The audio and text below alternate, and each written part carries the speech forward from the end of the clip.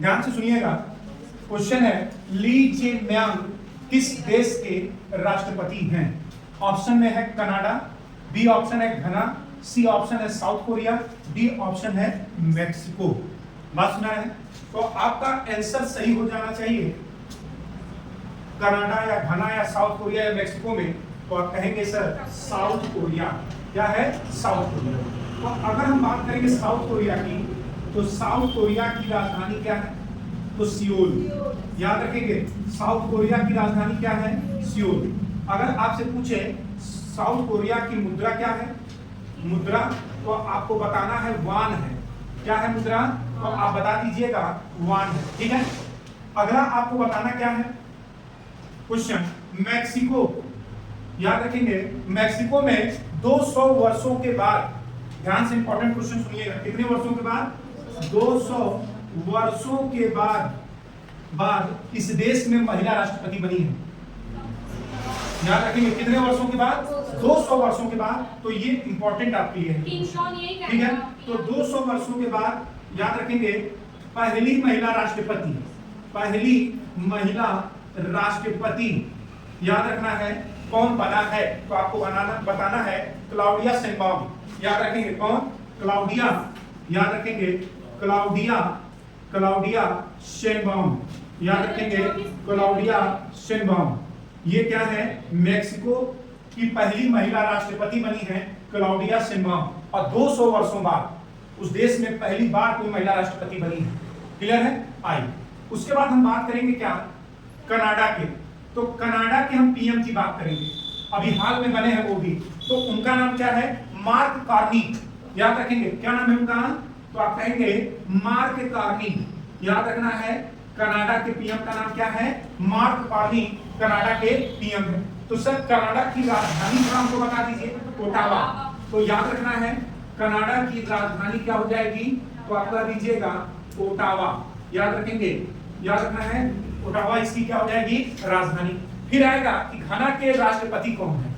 घना के राष्ट्रपति अगर आपसे पूछेगा राष्ट्रपति, तो आपको बताना है जॉन महामा। याद रखेंगे क्या नाम है? जॉन महामा। याद रखना है घना के राष्ट्रपति। क्लियर है ना?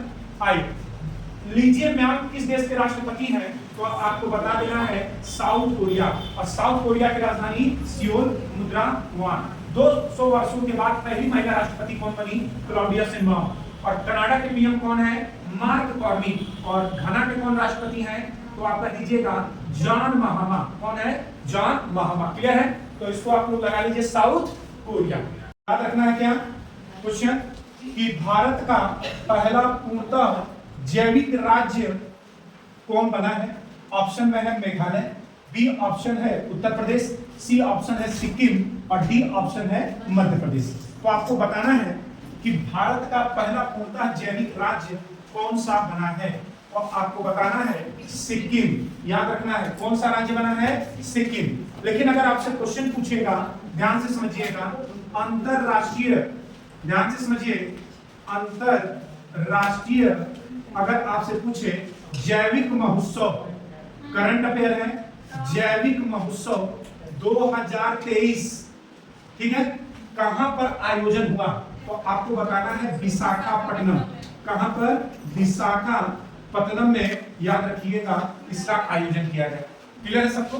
फिर अगला क्वेश्चन आपसे पूछेगा 100% ऑर्गेनिक।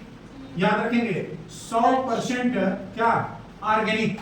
क्लियर है सबको? ये भी क्वेश्चन आपके लिए क्या है? इंपॉर्टेंट है। ऑर्गेनिक क्षेत्र बनने वाला, याद रखेंगे ऑर्गेनिक क्षेत्र बनने वाला, याद रखेंगे देश का पहला राज्य कौन सा है? पहला राज्य कौन सा है? ये क्वेश्चन आपसे मैं पूछ रहा हूं, बताइए 100% ऑर्गेनिक क्षेत्र बनने वाला देश का पहला राज्य कौन है? बताना है। ऑर्गेनिक क्षेत्र बनने वाला पहला राज्य कौन है? तो आप बता दीजिएगा। ये राज्य नहीं, केंद्र शासित प्रदेश है। क्या है? केंद्र शासित प्रदेश है। और वो केंद्र शासित क्या प्रदेश है? तो आप कहेंगे लक्षद्वीप। कौन सा द्वीप? लक्षद्वीप। क्लियर है? तो अंतरराष्ट्रीय जैविक महोत्सव कहां पर हुआ?